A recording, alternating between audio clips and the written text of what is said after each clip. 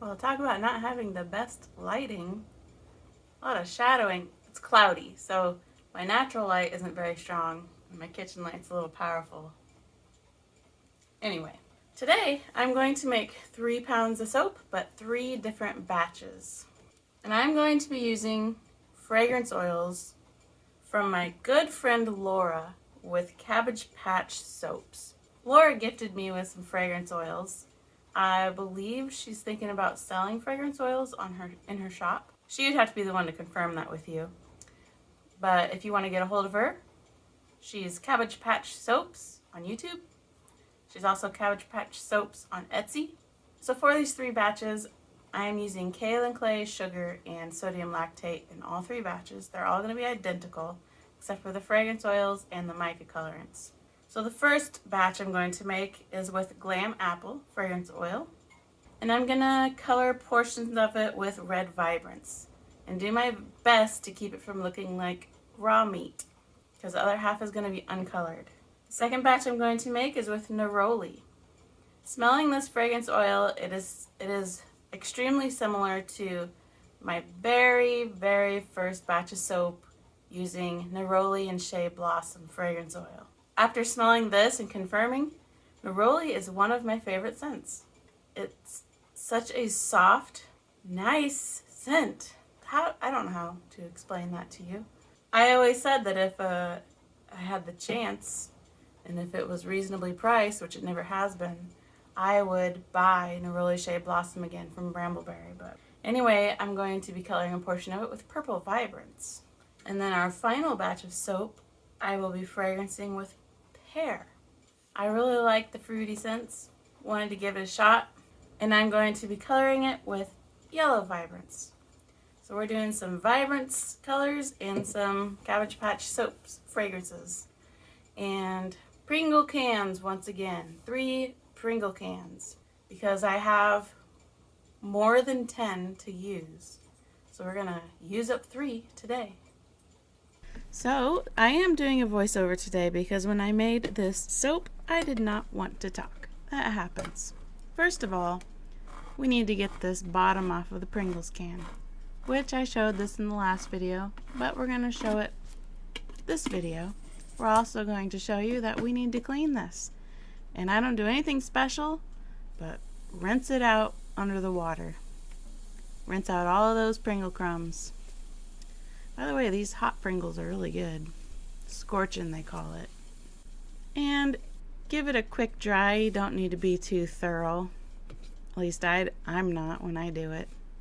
And put that lid back on. Now I am throwing in a couple ice cubes because we are going to mix our lye and water. As I've said in the past, I don't think you should be pouring your lye directly into the water while measuring, unless you've done this a lot and you feel comfortable with it. Lye in general is something you have to get comfortable with. It takes a few batches, like a lot of few. So I didn't mix this until it was perfectly clear. I mixed it until I couldn't hear ice cubes anymore, basically.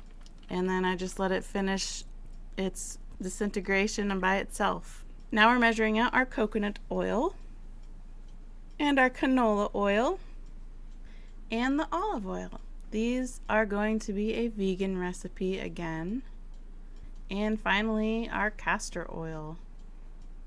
Now, kaolin clay, 1 teaspoon, powdered sugar, 1 teaspoon, and sodium lactate, 1 teaspoon. I add the sodium lactate to help with the unmolding later. We're going to try out our Glam Apple fragrance oil from Laura at Cabbage Patch Soaps. Yes, I am suggesting you go check her out. And the best way to be measuring out fragrance oils without spilling it down the whole bottle is to have a chopstick and pour it down the stick. Now, we're doing it again. Kaolin clay, powdered sugar, sodium lactate, Neroli is our fragrance oil this time. And for a final time, kaolin clay, powdered sugar, sodium lactate, Pear fragrance oil, pouring it down the stick. Now I am taking oil from the batch. It's just not going to be extra. These little cups is where I'm going to mix in my mica powders. So I'm taking the oils from each batch. These are my 3 batches. Whoa. Wearing gloves that are too big is just asking for problems. First, we're going to do a red vibrance combination here. Red vibrance mica powder with the oils from the batch mixed together. And I remember thinking when I was doing this isn't going to be enough mica powder. I'm probably going to have to add more, which I do. Next, purple vibrance. Mix that in. I'm just showing you because I think mica with oil is so pretty. Finally, our yellow vibrance. It's a little harder to see this yellow vibrance in my yellow oils because there's so much olive oil in this recipe. Alright, we are mixing in the fragrance oil, kaolin clay, powdered sugar, and sodium lactate into the oils of each batch. Interestingly, that Neroli fragrance oil discolored my kaolin clay, which is kind of funny. And that's not a bad thing. It just happens sometimes. And then here is our Pear fragrance oil getting mixed in with the kaolin clay and sugar and sodium. Now, something I've never done is I poured the oils into my lye water. And I did that because this container that I mixed my lye waters in is bigger than the container that I mixed my oils in. So I just figured, what's the difference? And that's what I did. Now let's get our mica measured out here. All I'm adding is this much colorant, the amount that fit in that cup. I mean, that's amount of soap ratio is just however much fit in that cup compared to the rest of the batch. I just wanted the colors to be there but not be powerful. And here I am adding more because it just looked like ketchup mixed with mayonnaise and I didn't want that. And our batter's looking pretty good. It's probably my favorite consistency at this point, where it's not too liquidy and it's definitely not too thick. And here we go, confidently pouring in this soap batter into this Pringle can. And I changed the angle for you so you can enjoy yourselves. Whoop, looks like it is leaking, which was really annoying. I cut out a lot of me trying to clean out this bucket of spilled soap batter. This was pretty annoying. But we've solved this problem later. Now moving on to our Neroli batch, purple Neroli batch. Once again, I added the oils to the lye. And here we go. Stick blending to create soap batter. Combining that lye with the oils. Here's our purple mica mixed with oil from the batch. And I'm only using enough soap batter to fill this cup as the ratio of purple for the batch. I don't know if my talking is even coherent. I hope it is.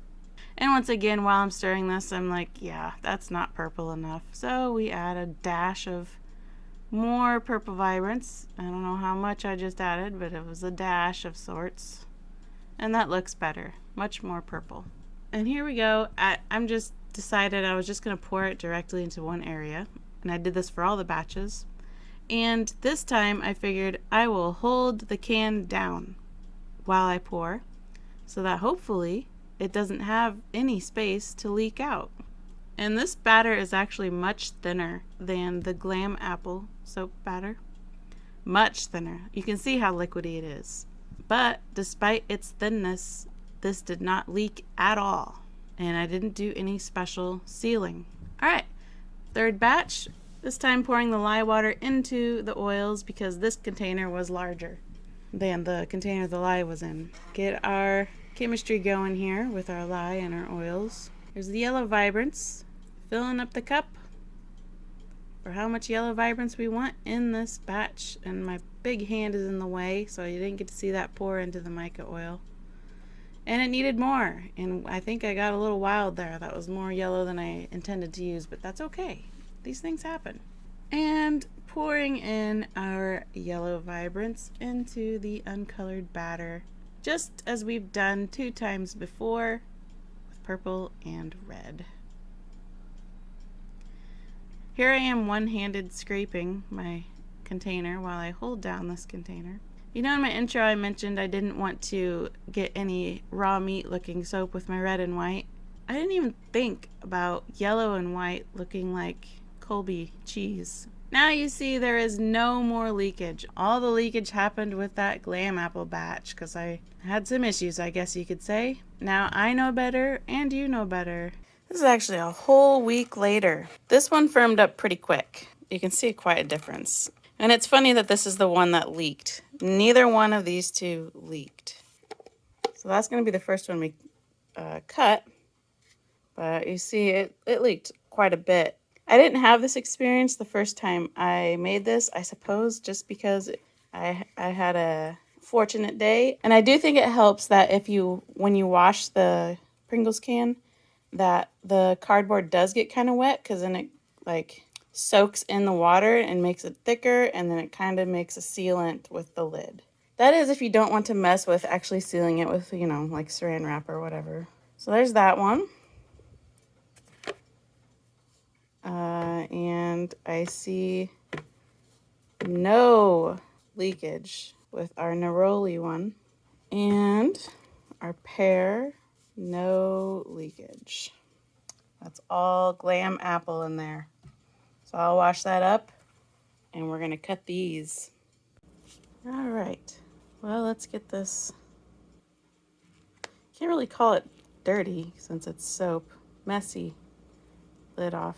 Oh, I also forgot to mention, you can't see it on here anymore. There was fragrance oil leakage, and it looks like there still is down here. Which that doesn't bother me because it did clearly soak in, and it will soak in here too. Remember, we need to cut this.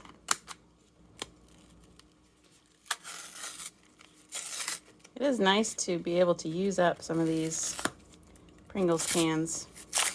I got a little carried away saving so much of them. Whoa. Whoa. What happened? Look it.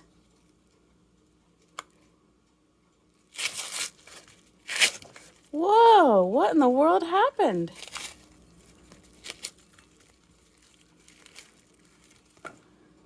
Wow.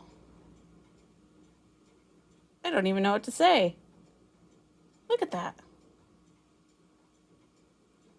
Well, we'll still cut into it and see what we got in there. That's unique. All right, the next one we made was the Neroli. And that's Boris. He sees something or hears something.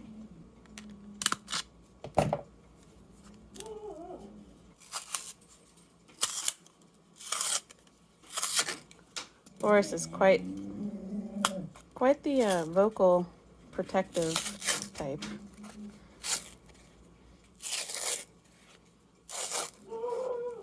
Well, now interestingly, this one's not having any problems. Unmolded very nicely and smooth. And then our Pear scented.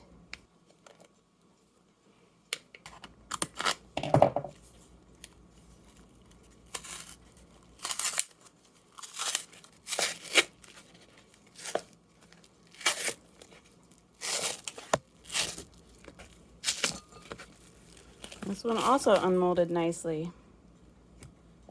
I don't know what kind of reaction went on with that Glam apple, because that's odd. Because you see, when I'm unmolding, like I remember reading online that people were concerned about the foil on the inside because lye reacting with tin foil is a very dramatic thing. But there is a plastic covering. I don't know, it's weird.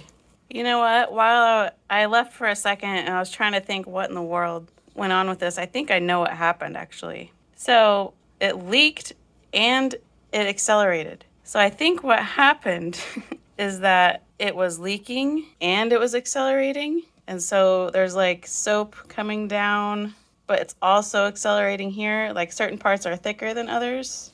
I think that's what was going on here. Because you see down here at the very bottom, there's no real issue except some weird earthquake thing going on here. I think this happened because of the leakage. I don't think the fragrance oil had anything to do with it. Very, very odd.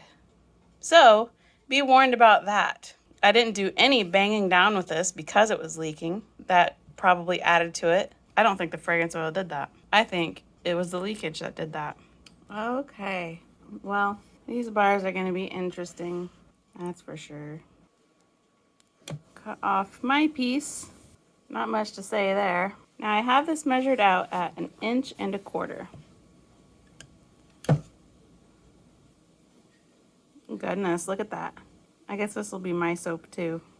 I never would have thought that the leaking would have done that, but that makes sense because soap isn't like water. It's so thick that it's not going to just evenly go down. Look at these wild soaps. Maybe I could give them a special name and then try to sell them. It's all in the name and the marketing, isn't it? That looks cool though, doesn't it? Definitely doesn't look like raw meat like I was trying not to get. Now this one, looky here.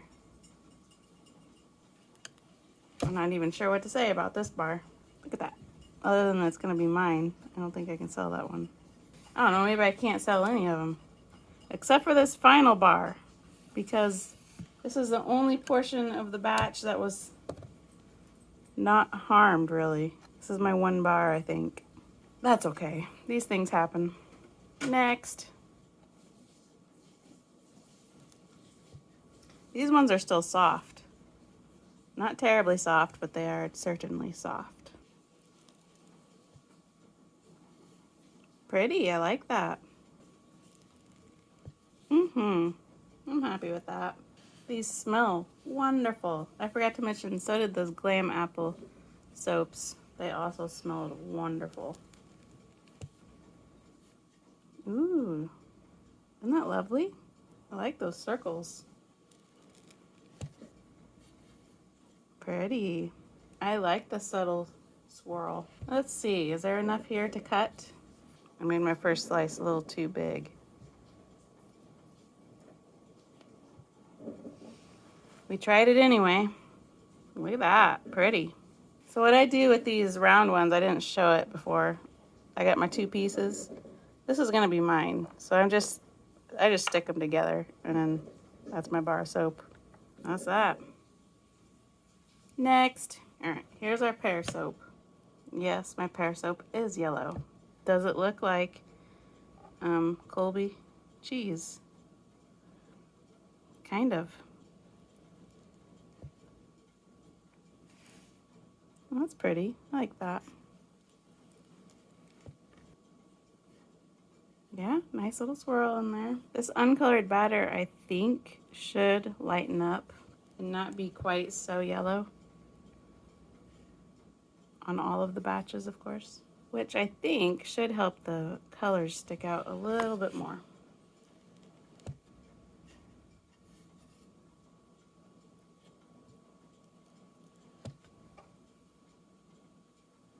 And we take our 2 slices, and this will be my bar. Oh, it's been a few days already. Here's our Glam apple.